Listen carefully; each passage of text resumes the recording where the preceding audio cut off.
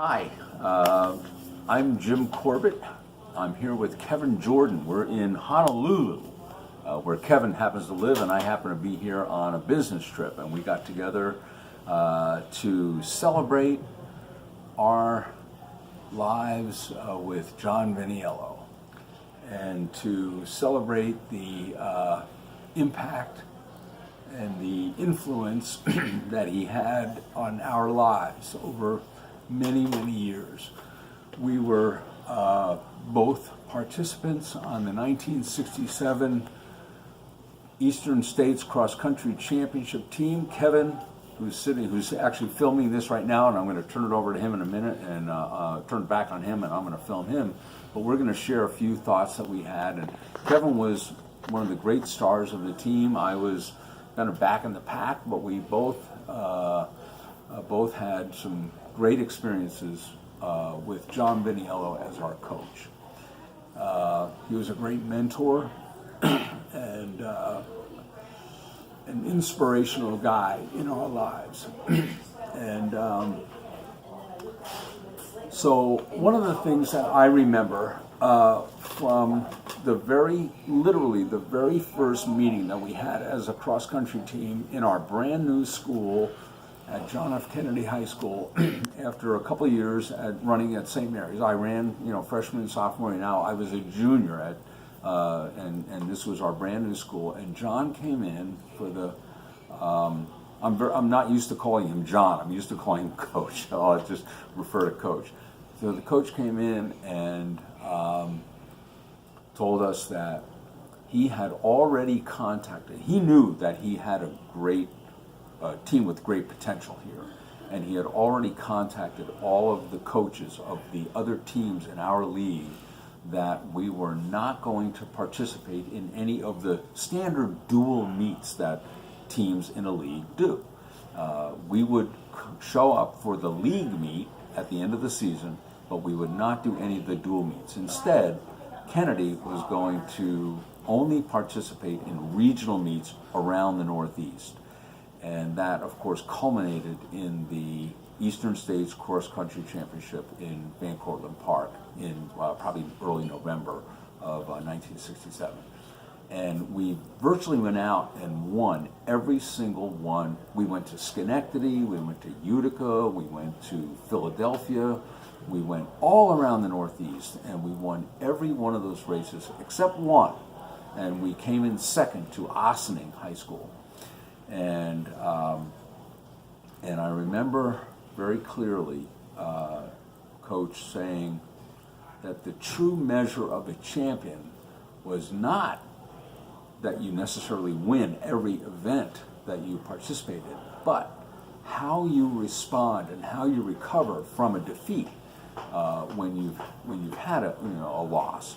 And we came back shortly after that and beat Ossining really by a huge margin in the next race we ran against them. And because he had us focused and he had us, really ready to run in that race and to focus on that event. He was a very inspirational coach, and because he focused not just on running and not just on the physical aspects of it, but on the aspects of character that are important to a team sport like that, and working together as a team. And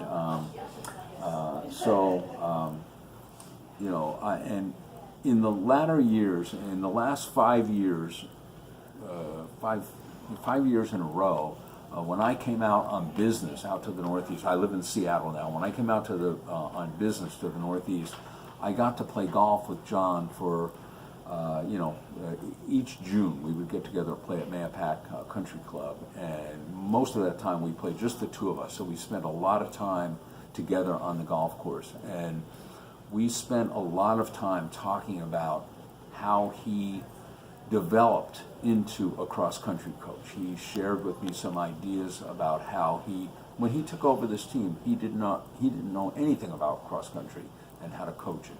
But he learned on the job, and he learned from talking to other coaches and reading and understanding of what was going on. And he knew that he had as he would say, he had the horses. He just had to train them to run right, and he did a phenomenal job of doing that, and it's been meaningful in the lives of all these guys that he coached. Now I'm going to turn the camera around and let Kevin talk for a few minutes. Maybe I'll come back in a little bit. Is that okay? Yep. Well, my name is Kevin Jordan. I was a member of that John F. Kennedy High School championship team of 1967, coached by John Viniello. I have to say, when I think back on the man and what he accomplished, I'm really amazed by the fact that he was so willing to experiment and to learn on the job.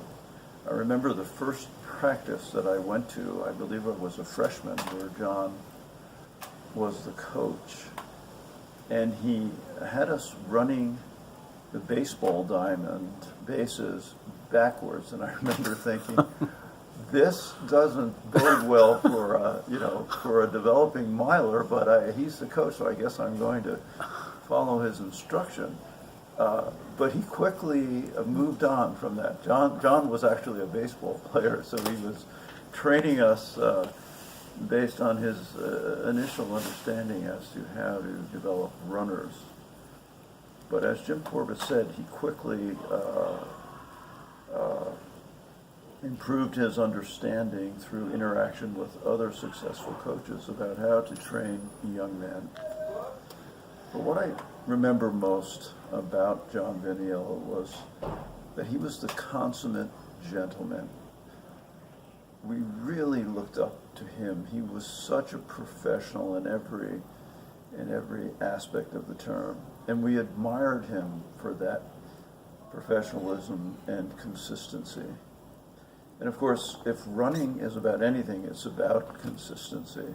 It's about training and discipline. John Viniello really understood that, and the more he steeped himself in the knowledge of training young men to be distance runners, the more he recognized that discipline and consistency were really the key. So I began to see that his strategy with us was to develop the level of fitness of the team to an absolutely superior level. And so his focus was not on the individual runners per se, but on the team itself, on the team performance. And the key there was level of fitness of the team itself.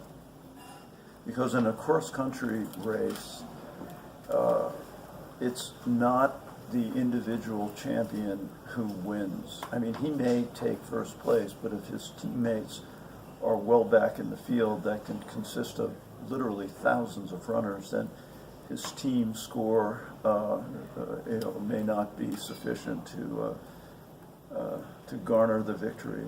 But John Viniello's teams were such that the runners, the level of conditioning of the runners was so superior that he brought everyone up to approach the capacity of the lead runners in the group.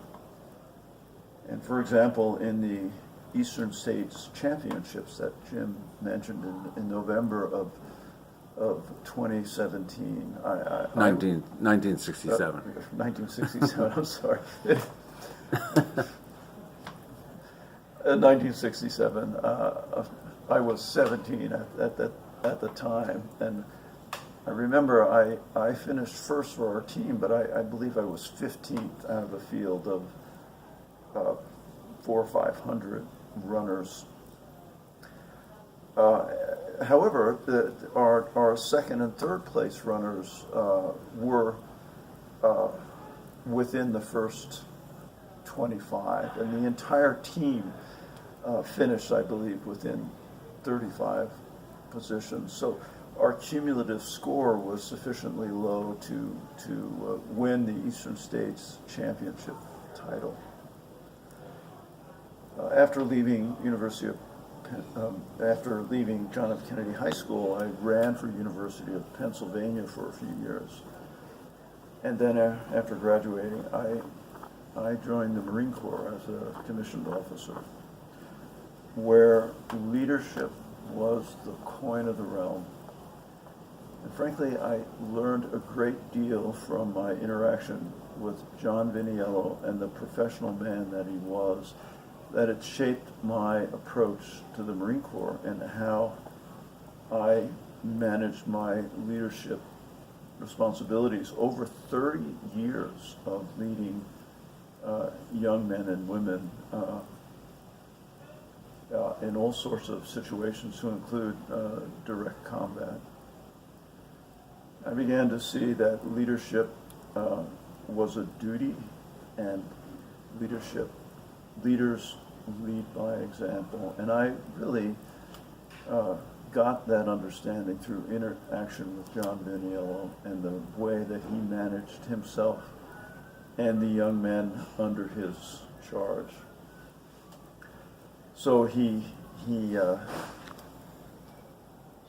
understood how to use individual excellence, which of course in running is represented by the performance of individual runners, but he was more focused on the coherence of the team itself and the power of that team running together and literally pulling each other along. And he really was a master of that concept. So I will turn the camera back over to Jim for some closing comments.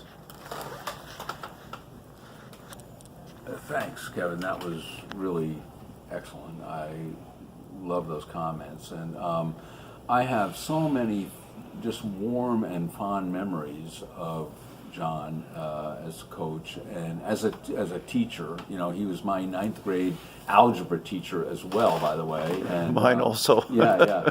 And I do recall that, you know, if somebody was not paying attention, most notably me, in the class, he had great accuracy with an eraser or a piece of chalk, and he could nail you. I do remember the chalk. He was lethal with it. He was lethal. He could nail you right on the forehead, you know, without ever a miss. And but I can remember so many practices. Again, Kevin was one of the lead runners, along with Frank O'Connor and Mike Murphy and Tommy Fitzgerald and Joe Furco, and these guys were just awesome runners. And I was kind of a little bit farther back, but in that race, by the way, Tommy Fitzgerald passed me right as we were on the last 100-yard stretch to come into the finish line. So Tommy finished 5th and was the scorer. And that's where the race was won, by the way. Right. And I was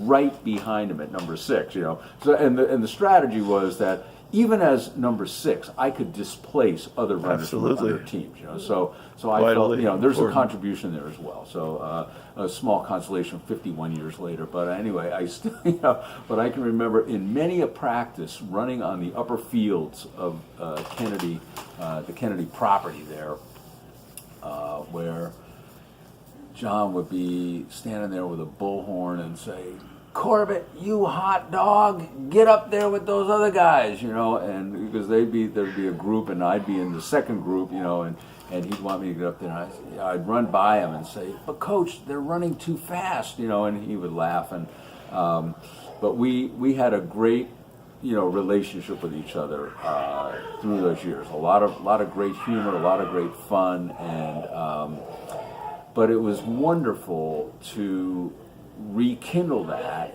so many years later, and to get together and play golf with him on all those occasions. And so it was just a lifelong friendship and a lifelong admiration of this great man who, as I said, had so many wonderful influences on our lives and great impact. So to Mario and to his whole family and to anybody who happens to see this, we love John, and we will miss him, And we owe him a great we deal. owe him a great deal. He was a great man. He was a great man. So thank you all.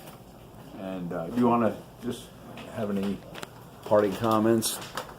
I do want to say that in this championship race in November of 1967, I remember coming out of the hills down to the stretch that went to the finish, which was about 200 yards in length across Van Cortlandt Park. And who was at the bottom of the cow path, as it was called, but Sister Christopher herself, who was our math teacher. And she was quite a formidable woman. But I remember I couldn't believe how animated she was when she saw a Kennedy runner, the first of our Kennedy team, pop out of that wooded trail within striking distance of the finish. And I remember her cheering for me, saying, "Jordan, let's see what you're worth. Show us what you can do." And I did. I put everything into that last 200 yards, and I was spurred on by the great Sister Christopher herself. And she's another one of the wonderful leaders at Kennedy High School that had such an influence on all of us. Yeah. Well, thanks. I'm so glad that Kevin, that you and I got together for this evening to have we had a wonderful dinner and this time to remember this awesome coach that was so important to us. So thanks to you for doing this, and thanks to everybody who gets to see this, and we're hopeful that you all have these wonderful fond memories too. So good night, everybody. Thanks. Good night.